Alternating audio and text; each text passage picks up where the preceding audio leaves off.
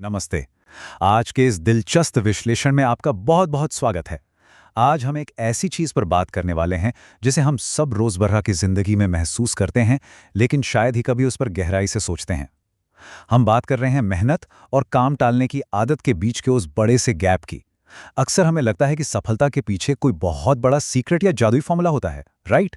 लेकिन सच कहूं तो कभी-कभी इसके पीछे के कारण बहुत ही बेसिक होते हैं। आज हम इस बात को समझेंगे एक परिवार के दो बच्चों, सोनू और मोनू की कहानी के जरिए। ये कहानी हमें दिखाएगी कि कैसे हमारे रोज के छोटे-छोटे, साधारण से फैसले असल में हमारी पूरी जिंदगी की दिशा तय कर रहे होते हैं। अब आगे बढ़ने से पहले मैं चाहूंगा कि हम सब एक बहुत ही सीधे से सवाल पर गौर करें। क्या सच में किस्मत कड़ी मेहनत की जगह ले सकती है? सोचिए जरा। इस सवाल को महज एक कहानी का हिस्सा मत मानिए, बल्कि इसे एक तरह का बिहेवियरल एक्सपेरिमेंट समझिए। ये सोचने पर मजबूर करता है कि आखिर हमारे जो भी नतीजे आते हैं, उन्हें असल में कौन कंट्रोल कर रहा है? क्या ये बस कोई इत्तेफाक है या फिर हमारी खुद की आदतों का पक्का गणित? इस सवाल को अपने मन में रखिएगा, क्योंकि हमारी आज की पूरी चर्चा बिल्कुल इसी एक पॉइंट के इर्द गिर्द घूमने वाली है। तो चलिए पहले हिस्से से शुरुआत करते हैं, जुड़वा भाइयों की कहानी। आइए मिलते हैं मोहित और सीमा के परिवार से, जहां से हमारे इस केस स्टडी का बेस तैयार होता है। अब देखिए, ये हैं सोनू और मोनू। शक्ल से तो ये दोनों भाई एकदम कार्बन कॉपी हैं, कोई भी धोखा खा जाए। लेकिन इनकी समानता सिर्फ इन चेहरों तक ही सीमित है। अगर आप इनके विचारों और आदतों को देखेंगे ना, तो पाएंगे कि दोनों में जमीन आसमान का फर्क है। एक तरफ हमारा सोनू है, जो अपनी जिम्मेदारियों को बहुत अच्छे से समझता है, और दूसरी तरफ है मोनू, जिसका लाइफ को देखने का नजरिया बिल्कुल ही अलग है, एकदम रिलैक्स्ड। एक ही घर, एक ही माहौल में पलने के बावजूद मानसिकता का ये भारी अंतर ही आगे चलकर इनका भविष्य तय करने वाला है। अब आते हैं दूसरे हिस्से पर।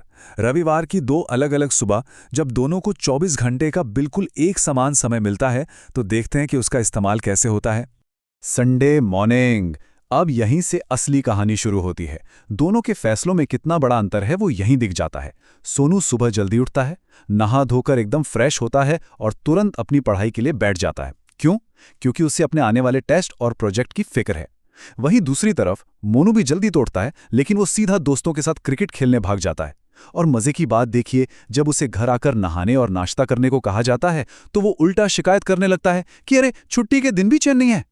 ये नजरिया उन लोगों का एकदम परफेक्ट उदाहरण है जो अपनी जिम्मेदारियों को सिर्फ एक बोझ समझते हैं। और फिर आता है मोनू का वो क्लासिक डायलॉग, अरे अभी तो मेरे पास पढ़ने के लिए पूरा का पूरा दिन पड़ा है। हम सबने कभी ना कभी ऐसा सोचा है ना? काम टालने वाले लोग अक्सर समय को लेकर इसी मुगालते में रहते हैं। उन्हें लगता है कि उनके पास अभी अनलिमिटेड टाइम है। इसे प्रोक्रेस्टिनेशन ट्रैप, यानी टालमटोल करने वालों का जाल कहते हैं। इंसान ये सोचकर अभी का काम छोड़ देता है कि बाद में कर लेंगे, तब मूड भी होगा और टाइम भी, जबकि हकीकत में वो बाद में कभी आता ही नहीं है।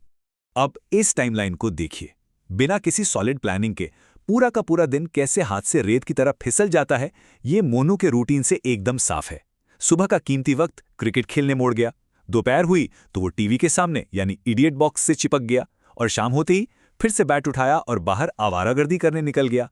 काम को लगातार गल पर या अगले घंटे पर टालने का ये जो चक्र है ना, ये दिखाता है कि बिना फोकस के समय कितनी तेजी से खत्म हो जाता है।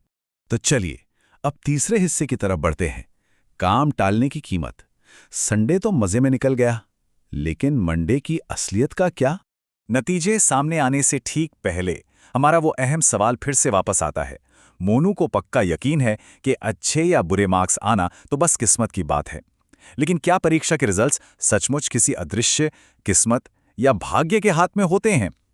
अब मंडे आ चुका है और दिमाग में एक उत्सुकता सी बन रही है, क्योंकि हम सबने देखा है कि दोनों भाइयों ने अपने संडे का इस्तेमाल कैसे किया था।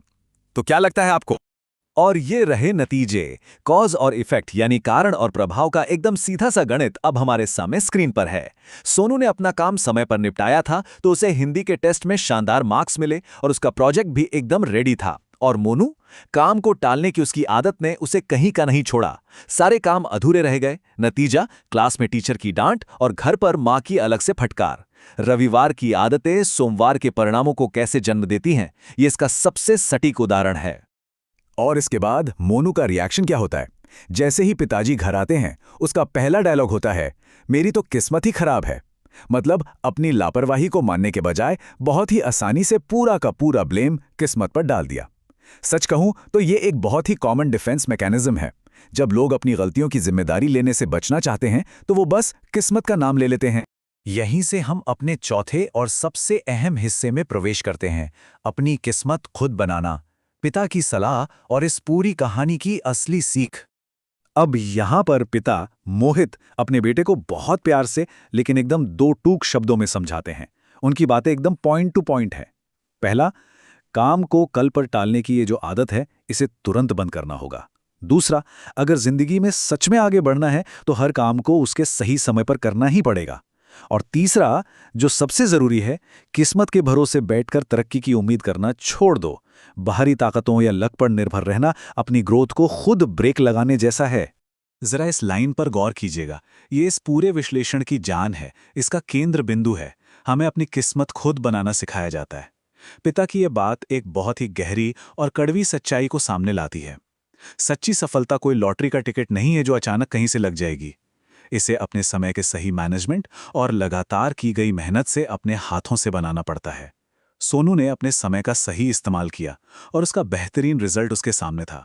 वो कोई किस्मत नहीं थी, वो महज उसकी मेहनत का सीधा सा नतीजा था।